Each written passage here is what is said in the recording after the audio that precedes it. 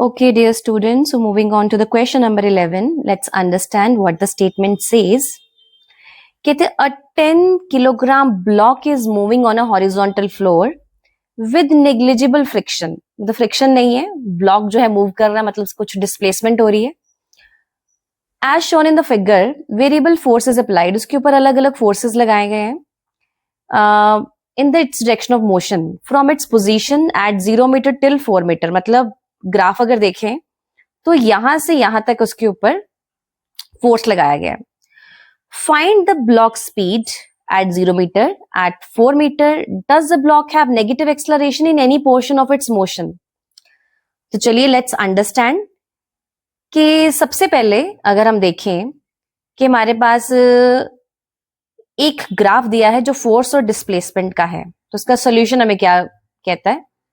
कहते ये सिचुएशन आप याद रखें, the work done by variable force किसके बराबर होता है? इज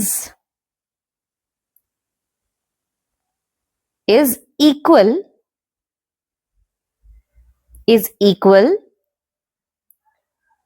टू द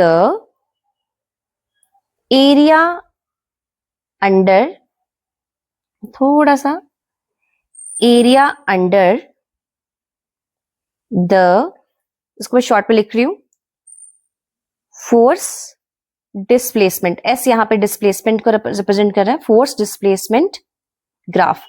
तो पहले हम वर्क डन ना निकाल लें, राइट? तो हम ना इस ग्राफ से पहले वर्क डन कैलकुलेट करते हैं, देन विल प्रोसीड फर्दर. तो स्टेप 1 चलते हैं जी. स्टेप 1 में सबसे पहले हम कवर करेंगे कि ग्राफ देखिए तो एक तो 2 राइट ट्रायंगल्स है और एक आपके पास ये रेक्टेंगल है. तो सबसे पहले हम ऐसे करते हैं, स्टेप 1 में वर्क डन एरिया कैलकुलेट कर लेते हैं. एरिया कहां से कहां तक हम लिखते हैं? 0 to 1 मीटर. पहले इतना कैलकुलेट करते हैं. अब क्योंकि एक राइट ट्रायंगल लग रही है तो एरिया यहां पे हम लिख देंगे half of base into height, right? तो एक हो गया हाफ, बेस कितना है? 0 to 1 और हाइट कितनी है जी? 50. तो बेटा आंसर कितना आ जाएगा? 25 मीटर्स. सॉरी, इट्स एरिया, तो यहाँ पे बेटा 25 जाउल्स आएगा. 25 जाउल्स. वो एरिया अंडर कर्व तो हम एरिया बोलते हैं, बट इट्स जाउल्स क्योंकि हम वर्क डन कैलकुलेट कर रहे हैं, right? Similarly for the next part, for part number 2 rectangle के लिए हम सॉल्व कर लेते हैं. रेक्टेंगल कहां से कहां तक है जी? रेक्टेंगल हमारे पास है 1 मीटर टू 3 मीटर तक, राइट? तो यहाँ पे एरिया क्या आ गया हमारे पास?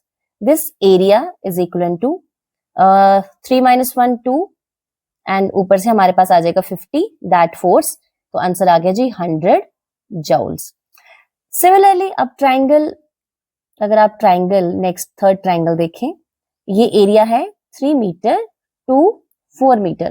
तो बेटा जी यहाँ पे एरिया कितना आ जाएगा? यहाँ पे आ जाएगा हाफ ऑफ, नीचे से 4 - 3 1 and from that upper side 50. So this is equal to 25 joule. So that means हमारे पास जो टोटल वर्क डन है, टोटल इस फोर्स और डिस्प्लेसमेंट ग्राफ से जो टोटल वर्क डन, ये मैं शॉर्ट में WD लिखती हूँ, ये आ जाएगा 25 प्लस 100 प्लस 25. सो आंसर कितना आ गया बच्चे? 150 जाउल, राइट? तो ये तो हमने सबसे पहले कैलकुलेट कर लिया अपना वर्क डन. अब उन्होंने हमसे स्पीड पूछी है, speed of the block at 0 metre. Speed of the block at 0 metre. Okay, so part 1, speed of block at 0 meter. You must see the diagram properly. अब kinetic energy हमारे पास है half of mv square, right? Now this kinetic energy is given to us. You can see in the statement it is given to be 180 joule. कहां से कहां पता चला? कहते a variable force is applied on the block in its direction of motion from its position 0 meter till 4 meter. The block had kinetic energy. मतलब 0 से ही हमारे पास 180 joule है. When it was 0 meter हमें given भी है. So कहते आप find the speed. हमें block की speed निकालनी है. Kinetic energy is given to us. So for that we can write it like 180 is given to us, half of mass is 10, velocity is v square. So we'll solve it like 180. बेटा जी ये यहां से calculate हो जाएगा, so it will be 5 v square, or we can write 180 by 5 is equivalent to v square, and when you cancel it, it comes out to be 36 v square. Taking square root, तो आप इसे दोनों side square कर दीजिए. इधर से अगर आप स्क्वायर रूट करेंगे तो v इधर आ गया जी. So this will be 6 metre per second. So velocity एक आ गई हमारी 6 metre per second. Second part. Okay, so moving on to the step number 2. We are suppose to calculate speed of block at 4 metre. So for this will apply work energy theorem, and the formula is final kinetic energy minus initial kinetic energy is equivalent to work done. और क्योंकि हमें यहाँ पे final kinetic energy calculate करनी है, we are given with initial kinetic energy and also the work done जो हम ऊपर कैलकुलेट कर चुके हैं. So it will be like 180 and ये work done जो हमने 150 joules ऊपर कैलकुलेट करा था. So this is coming out to be 330 joules. So this is our final kinetic energy and we can calculate the final velocity with this, जिसके साथ हमने block at 4 meter पे move करा. So we can write 330 is equivalent to half of m v square. So it will be 330 half, mass कितना है जी? mass 10 था and velocity का square. So this is coming out to be 330 by we'll cut it. It's 5, तो 5 बेटा यहाँ नीचे आ जाएगा v square, and we can simply write it is 66 and this is v square. Take the square root and v, and इस v का approximate root solve करने के बाद आंसर जो आता है that is 8.1 metre per second. So ये हमने अपनी सेकेंड वेलोसिटी एट 4 मीटर भी कैलकुलेट कर ली. Okay, so for the next part. Okay, in step number 3, it says that does the block have a negative acceleration? So answer is no, because the applied force is always positive, and also it is about the x-axis, so friction is negligible, and there is a smooth motion. Therefore, net force is always in the direction of motion, as we know that F is equivalent to m into a, since the acceleration is always positive. I hope you understand the concept. If there is any problem, do write in the comment section. Thank you. Okay, dear students, so moving on to the question number 12. Let's understand the question. कहते the gravitational attraction on the surface of moon is about 1/6 on the surface of earth. Right? तो हमें ना ये इन्होंने fact given है, जैसे अर्थ के ऊपर जो ग्रेविटी है, मून के ऊपर जो है वो ग्रेविटी 1/6 हो जाती है जी. जो अर्थ के ऊपर अगर जी है तो मून पे ग्रेविटी क्या हो जाएगी? 1/6. कहते an astronaut can throw a ball up to height 8 metre. एक एस्ट्रोनॉट है जो अर्थ की सरफेस से, मतलब यहां से 8 मीटर तक की हाइट तक किसी इनिशियल वेलोसिटी के साथ एक ऑब्जेक्ट को, एक बॉल को थ्रो करता है.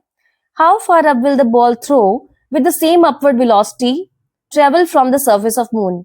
कहते अगर वो सेम ही वेलोसिटी के साथ मून पे थ्रो करे तो वो कितना डिस्टेंस जो है वो ट्रेवल करेगा. ओके, सो सबसे पहले हम अपनी गिवन जो है वो चीजें लिख लेते हैं. सो हमें गिवन क्या क्या है, सबसे पहले हम लिख लेते हैं कि हमारे पास what is given to us. Height, हम लिखेंगे यहाँ पे हाइट ऑन द, मतलब ऐसे लिख दे शॉर्ट में, हाइट h1 ऑन अर्थ क्या है बच्चे वो, दैट इज 8 मीटर। ठीक है जी। एंड ऑल्सो जो गिवन है हमारे पास, तो जो ग्रेविटी ऑन मून है वो क्या है, ग्रेविटी ऑन अर्थ का 1/6। ठीक है जी। और initial velocity is same on both earth, दोनों अर्थ एंड मून के लिए, दोनों के लिए जो इनिशियल वेलोसिटी है वो क्या है हमारी, सेम है। ओके अब अगर हम अपना स्टेप नंबर 1 देखें, अपना स्टेप 1, तो हम यहां पे क्या कंक्लूड करते हैं, लेट्स सी। स्टेप 1 में हम maximum height reached by the ball देख लेते हैं कि बॉल कितनी हाइट रीच करती है। So maximum height attained reached by the ball, reached by ball। And आपको जाके पता है कि जो जब ऊपर बॉल चली गई यहां पे मैक्सिमम हाइट हुई, तो इस केस पे वेलोसिटी क्या हो जाती है, 0। तो फॉर्मूला हम कैसे लिखेंगे, v² minus u² is equal to 2gh। अब फाइनल वेलोसिटी होगी 0, राइट। तो minus u² is equal to 2gh and also we are going opposite to gravity, तो एक नेगेटिव साइन हम यहां लगा देंगे and ultimately this negative goes with this negative and हमारे पास जो h आ जाता है that becomes u² by 2g is equal to h। आप थोड़ा सा इसको स्पेसिफाई करके लिखना चाहें तो आप बोल सकते हैं कि h the maximum height attained is equal to u² by 2g। तो मैं यहां से ये भी कंपेयर कर सकती हूँ कि हाइट जो है उसका ग्रेविटी के साथ एक इनवर्सली प्रोपोर्शनल रिलेशनशिप बन जाता है जी। सो हम इसे यहां से एक फैक्ट कर लेते हैं। तो इसका मतलब ये, अगर ग्रेविटी डिक्रीज करेगी तो बॉल जो है वो हायर जाएगी, राइट। तो आप यहां पे एक फैक्ट नोट कर लीजिए। सो this is the fact that अगर हाइट आपके पास बढ़ रही है तो ग्रेविटी डिक्रीज हो रही है, हाइट कम हो रही है तो ग्रेविटी इंक्रीज हो रही है, right. So in this way you can understand this. This is one of the fact. अब हम step 2 देखते हैं।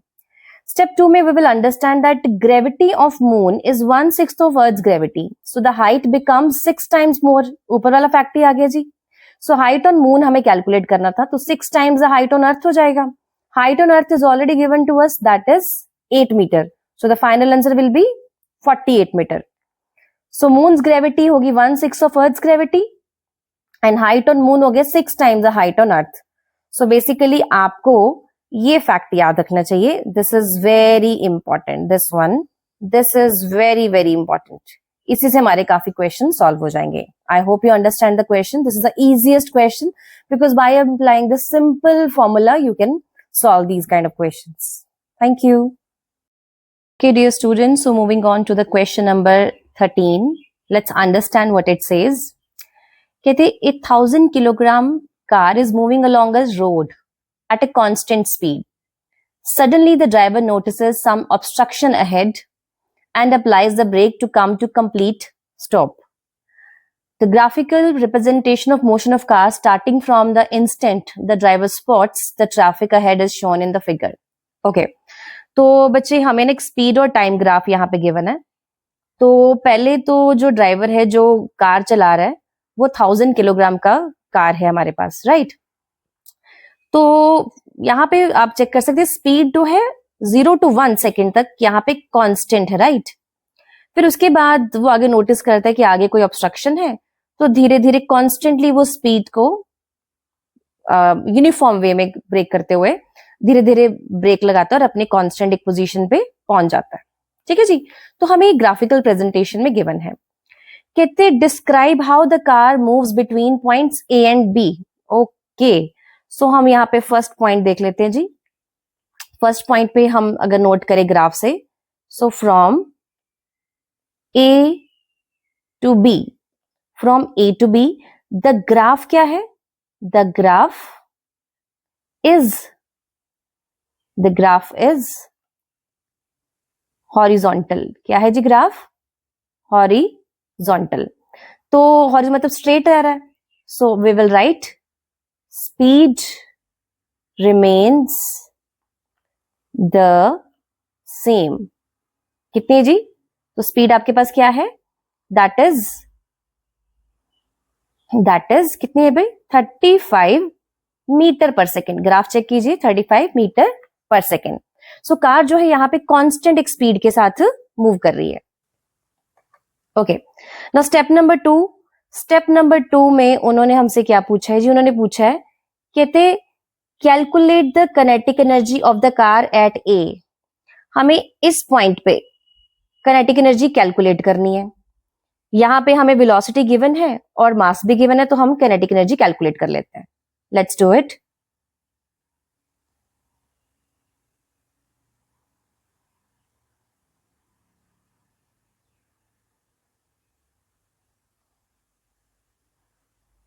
सो नंबर 2, काइनेटिक एनर्जी, मास हमें गिवन है जी 1000 kg और स्पीड हमें गिवन है जी 35 मीटर पर सेकेंड। तो काइनेटिक एनर्जी आपके पास क्या हो जाएगी? Half of m v square. Half mass कितना है जी? 1000 kg और वेलोसिटी कितनी है? 35 का स्क्वायर, राइट। तो यहां पे बेटा हमारे पास आंसर कुछ बन जाएगा अप्रोक्सीमेटली 500 इंटू 35 इंटू 35 1225। एंड जब आप इसे सॉल्व करते हैं तो आंसर आता है जी 612500। This is energy, so that means the answer is in joules. तो हमारे पास काइनेटिक एनर्जी एट ए कितनी आ गई जी? ये जाउल्स में हमारे पास ये आंसर आ गया, right. This is the kinetic energy at A point. Okay,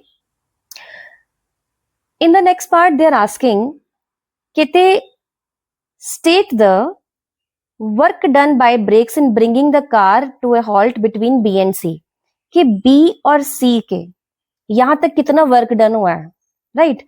तो ये मेरा हो गया इनिशियल पॉइंट जहां गाड़ी चल रही है और यहाँ पे आगे गाड़ी स्टॉप हो गई, तो फाइनल वेलोसिटी क्या हो जाएगी? 0। अगर फाइनल वेलोसिटी 0 है तो मतलब फाइनल काइनेटिक एनर्जी भी क्या है? 0 हो जाएगी। So let's do this one. So, I will write work done by brakes. So, we will write when the car stops. When the car stops. तो वेलोसिटी क्या हो जाएगी? 0। अगर वेलोसिटी 0 है तो काइनेटिक एनर्जी का फॉर्मूला कहता है हाफ एम वी स्क्वायर। तो ये भी तो 0 हो गया ना बच्चे।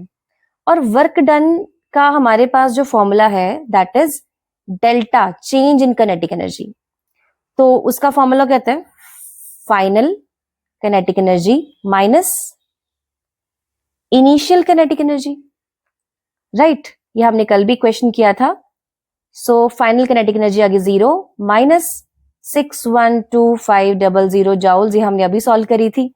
सो आंसर आ गया मेरे पास माइनस 612500 जाउल्स, राइट। यहाँ पे वर्क डन जो है वो नेगेटिव आया।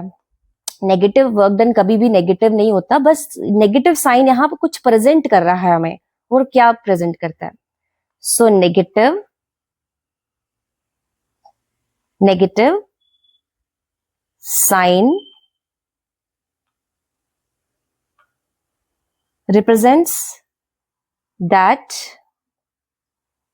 brakes are applied.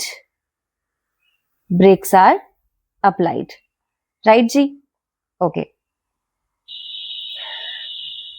In the next part, they say, कहते what does the kinetic energy of the car transform into? कि गाड़ी की जो kinetic energy है वो किस किस चीज में कन्वर्ट हुई। तो लेट्स सी हमारे पास कौन कौन सी चीजों में कन्वर्ट हुई। तो let's write it down.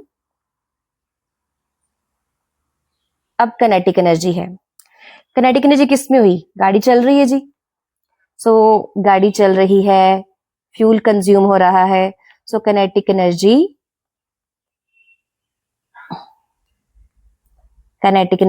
Is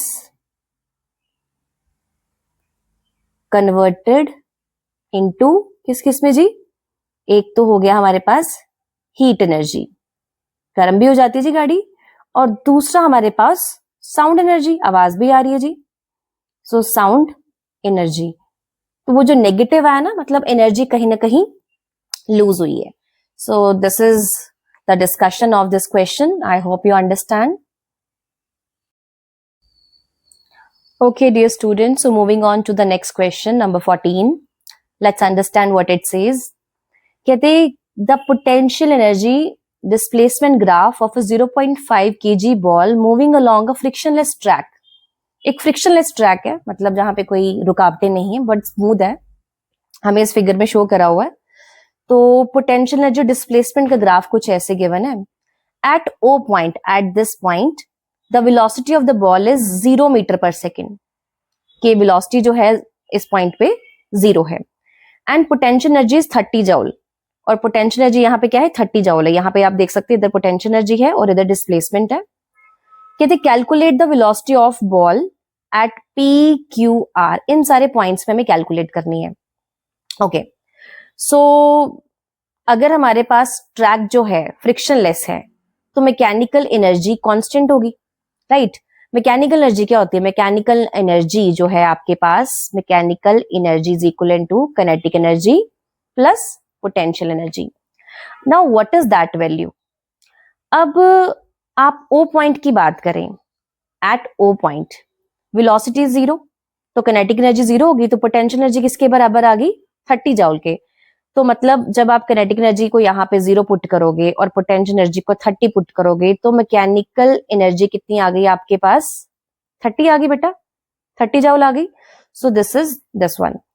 and अगर मुझे यहां से काइनेटिक एनर्जी सॉल्व करनी हो, क्योंकि काइनेटिक एनर्जी का फॉर्मूला क्या हो जाएगा फिर? Kinetic energy is equal to potential energy, sorry, mechanical energy minus potential energy. Mechanical energy minus potential energy. तो एक सिंपल सा फॉर्मूला हम यहां से बना सकते हैं आपके पास, that is kinetic energy is half mv square, right. And हमारे पास मैकेनिकल एनर्जी जो क्या है वो कांस्टेंट है, राइट. तो हाफ mv स्क्वायर अगर काइनेटिक एनर्जी के बराबर है तो क्या हम इसे ऐसे लिख सकते हैं वेलोसिटी के लिए? mv square is equal to twice of kinetic energy. और अगर मैं यहाँ पे एक m से मल्टीप्लाई कर दूं तो m स्क्वायर v स्क्वायर बन जाएगा, तो दोनों साइड पे मुझे करना पड़ेगा ना मल्टीप्लाई. और अब यहां से हम कैसे लिख सकते हैं जी? ये बन जाएगा 2m kinetic energy by m square, by m square. And further, and यहीं से हम अपना जो सेकेंड फॉर्मूला वेलोसिटी के लिए बना ले, so that becomes m square v square is equal to 2m kinetic energy. ये मैं दोबारा लिख रही हूँ फॉर मोर क्लैरिटी.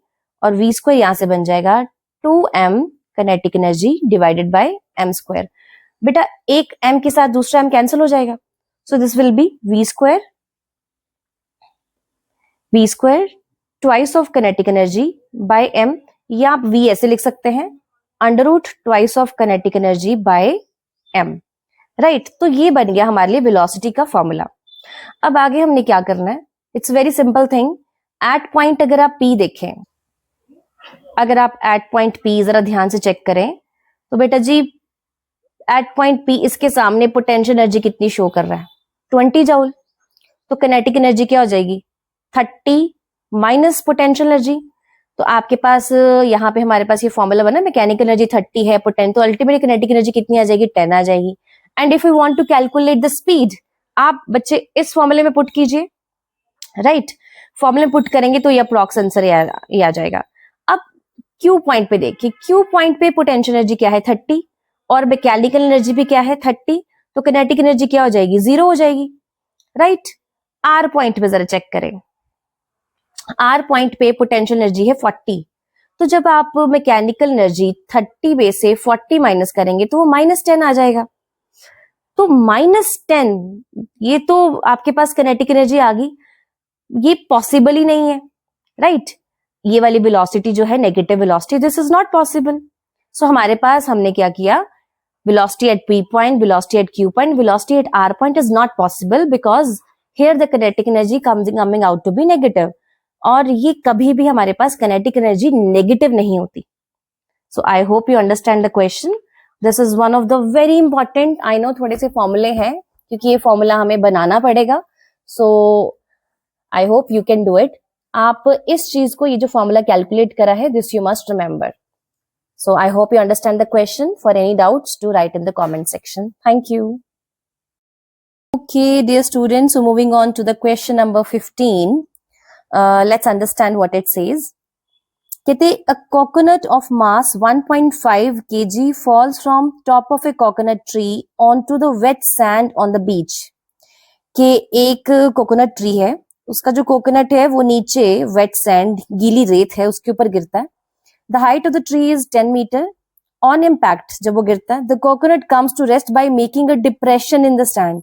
क्योंकि यहाँ पे सैंड है ना, तो जो कोकोनट है वो थोड़ा सा अंदर को धस जाता है, मतलब थोड़ा सा अंदर यू कैन से थोड़ा सा डिप्रेस, एक कर्वेचर सा बन गया, आप ये बोल सकते हो, राइट. सो कहते calculate the velocity of coconut just before it hits the sand. Assume that average resistive force is 3000 Newton and all the coconut energy is used to create a depression in the sand. Calculate the depth of the depression कि वो अंदर यहाँ पे जैसे sand है तो वो कहते कितना आगे चला गया सरफेस से भी अंदर को. Assume G 10 meter per second square. Okay, so it is a very interesting and beautiful question. Let's understand this. तो हमारा फर्स्ट पार्ट क्या होता है जी? सबसे पहले हम क्या लिखते हैं? गिवन. तो गिवन में let's write it down. Given है हमारे पास मास कितना है जी कोकोनट का? 1.5 kg. एंड हाइट कहां से गिरा है जी? 10 मीटर की जी हाइट है. और जी की वैल्यू उन्होंने हमें खुद ही मेंशन कर दी, that it is 10 metre per second square, right. So we are suppose to calculate velocity before hitting sand. ठीक है जी. सो फर्स्ट पार्ट क्या है? Velocity before hitting sand. Okay, तो फॉर्मूला हम यूज करेंगे v square is equal to u square plus 2gh, right. अब इनिशियल वेलोसिटी क्या है हमारे पास? 0, और v हमें कैलकुलेट करना है. So let's v square is equal to the given one is R, let's keep it like, so this is 0 plus 2 into g is 10 and height is also 10, so it is coming out to be 200 v square and v is equal to under root 200. और जब आप इसे बेटा solve करते हैं तो answer आता है अप्रोक्सीमेटली 14.1 मीटर पर सेकेंड. तो ये आपके पास आ गई velocity of the coconut just before it hits the ground. अब सेकेंड पार्ट में उन्होंने हमसे पूछा डिप्रेशन, जो अंदर कितना वो धस गया है, right. Now for the second part let's write it down. Second part में हमारे पास आ गया कि कितना वो अंदर चला गया, तो उसको हमने बोल दिया depth of depression. Depth of depression, right. तो क्योंकि पोटेंशियल एनर्जी थी, क्योंकि ऊपर से गिरा है ना, सो पोटेंशियल एनर्जी हम सॉल्व कर लेते हैं mgh. तो मास है 1.5, g है 10 और दिस इज ऑल्सो 10, तो पोटेंशियल एनर्जी आ गई हमारे पास 150 joule. So let's write out down work done by the sand. Work done bye sand. अब वर्क डन का फॉर्मूला क्या था? Force into displacement. अब हमें डिस्प्लेसमेंट नहीं पता, but potential energy, work done, energy है तो 150 लिख सकते हैं जी. फोर्स हमें गिवन है 3000 न्यूटन और ये हो गया हमें वो जो डिप्रेशन कितना डिस्टेंस कवर करा. तो एस के लिए we can write 150 by 3000, sorry 3000 not 30,000, 3000. Okay, so जो चीजें बेटा जी कैंसिल होती है उसे कैंसिल कर लीजिए. अप्रॉक्स इसका आंसर हमारे पास 0.05 मीटर आ रहा है. सो दिस इज द डिप्रेशन, जहां तक आपके यहाँ जो कोकोनट है वो कितना अंदर को सैंड के धस गया. तो this we were suppose to calculate, right. And अच्छा, ये भी आपके माइंड में आ सकता है कि हमने वर्क डन का फॉर्मूला फोर्स इनटू डिस्प्लेसमेंट हमें कैसे पता चलेगा? वर्क डन फोर्स, क्योंकि कई बार गिवन लिखते लिखते बहुत सारी चीजें क्लियर होती हैं. This is I usually tell my students. And why ma'am potential energy? Because coconut एक हाइट से गिरा है. So mgh is the best option कि हम potential energy is stored as the energy. So हमने potential energy को work done के बराबर इसलिए किया है. So I hope you understand the terms. So that's all. This is the last question of this chapter. For any problem, any doubt, do write in the comment section. Thank you.